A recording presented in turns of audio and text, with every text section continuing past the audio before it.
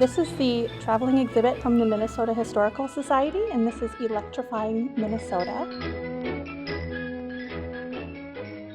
In the exhibit, it talks about the history of our utility and what our utility has done for the community that owns their own utility, how they control their destiny when it comes to building power lines, building power plants, building distribution systems, and being engaged in the process to bring power to rural areas.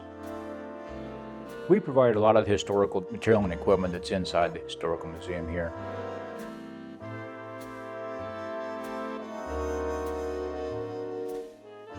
We've got some pictures of our old generation facility from back in the early 1900s to the 1950s. And a lot of the old hardware we use, some of the tools that were used in the early days. And we just want to be a big partner with the Historical Society and tell our history about the public utilities here in Detroit Lakes. It's pretty storied and rich history. As it happens with a lot of our traveling exhibits and exhibits that we put up here, as soon as people heard that we were having an electrical exhibit, people started just showing up with things. We have added in some Becker County elements to this, so we have our local element. We have a lot of telephones, and we have an early switchboard from our area that we've put on display as well. There is also an interactive component to this exhibit. So we've brought in snap circuits and generators that people can learn how generators work on a smaller scale. There's a lot of information about where our power comes from right here in Becker County and throughout the state of Minnesota. Within Detroit Lakes, 1891 was the first year when E.G. Holmes started his first small generation plant. That's when electricity came to Detroit Lakes. The surrounding areas significantly after that, with the Rural Electrification Act in the 1940s and the start of the cooperatives.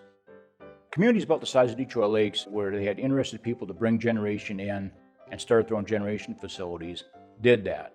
A lot of other communities around us did the same thing, but we were islands. None of this was tied together. There were no transmission facilities at the time. Ottertail Power provided electricity in Fergus Falls. The local utility provided in Detroit Lakes and some of the surrounding lakes areas. And then after that, it would have been in the 30s when the Electrification Act started, and they started doing electrification in rural Minnesota.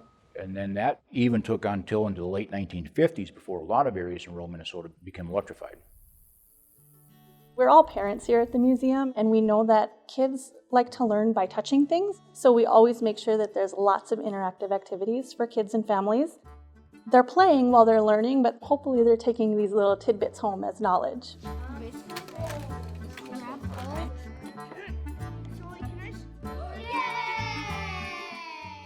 In the mid-1970s, there was a controversial power line project scheduled to go through central Minnesota that was bringing energy from a coal-fired power plant in Underwood, North Dakota, and taking it to a power station just outside of Buffalo, Minnesota. It was a very high-voltage, large project.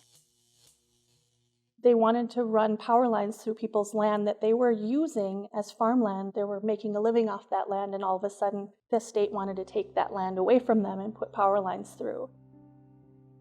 Power companies proceeded, and when the construction crew started, the farmers said, "We've had enough. We're not going to put up with this. We're not going to let you build the power line."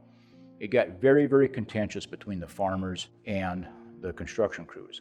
So I started in 1970 as a groundman and a security guard working nights to protect construction equipment from the people who were protesting the lines. Both the utility companies and people, property owners now understand there's a better way to navigate through building power lines.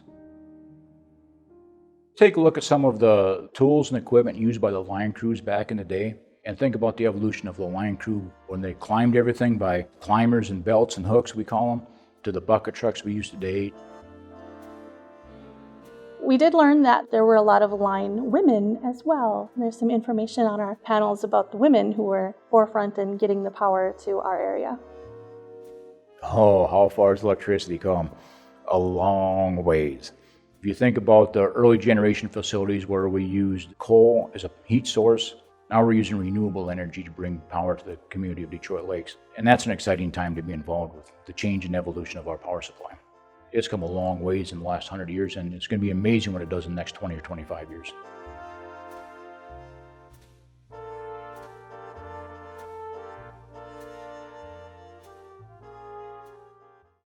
Funded by the Minnesota Arts and Cultural Heritage Fund with money from the vote of the people of Minnesota on November 4, 2008.